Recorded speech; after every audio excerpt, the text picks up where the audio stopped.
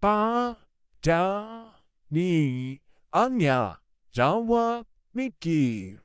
Pandami terus pikiran Anda dengan kebenaran firman Tuhan dan itu yang akan mengubahkan hidup Anda. Bolehkah hamba Tuhan berbohong? Cerdaslah dalam beriman dan temukan kebenarannya.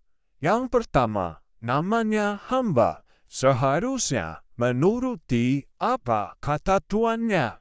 Dan sebagai hamba Tuhan, seharusnya menuruti perkataan Tuhannya atau perintah Tuhan. Yang kedua, hamba Tuhan berarti hamba kebenaran. Jika ia berbohong, itu namanya bukan hamba Tuhan, tetapi hamba iblis. Ya, hamba Tuhan palsu.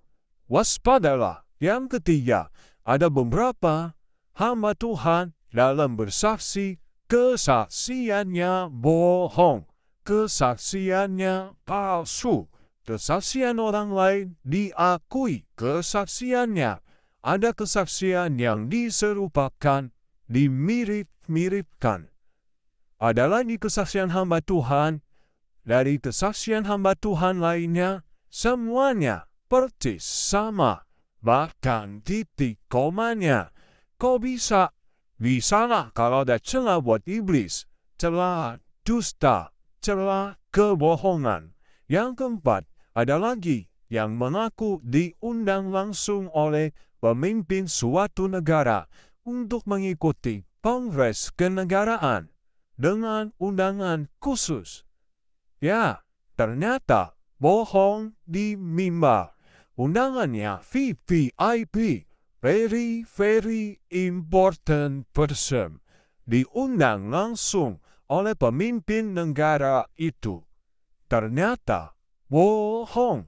Ini bukan sekali dua kali kesaksiannya atau yang dia katakan, tetapi ada beberapa kali diulang-ulang. Bagi yang tidak tahu, jemaat pasti percaya. Dan yang luar biasa, kita sebagai jemaat kesannya hebat bukan? Pasti berdecak.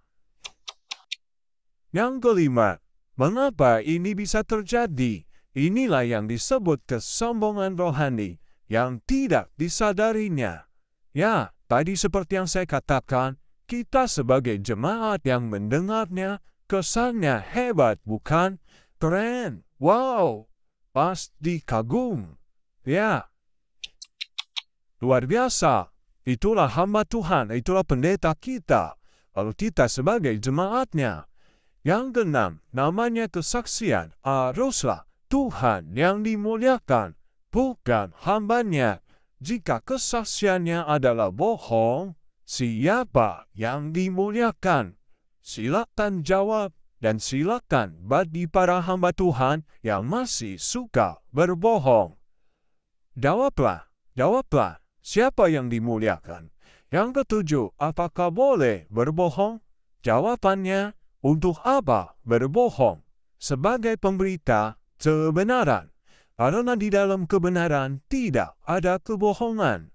Sebaliknya, di dalam kebohongan tidak ada kebenaran. Yohanes 8 ayat 44. Iblis bukan bapa kita. Iblis bapa segala dusta, bapa pembohong. Jadi, janganlah kita mau mengikuti apa kata iblis, apa kebohongannya. Ya, jadi pertanyaannya, apakah ini dibenarkan? Apakah berbohong di mimbar atau di media sosial dibenarkan?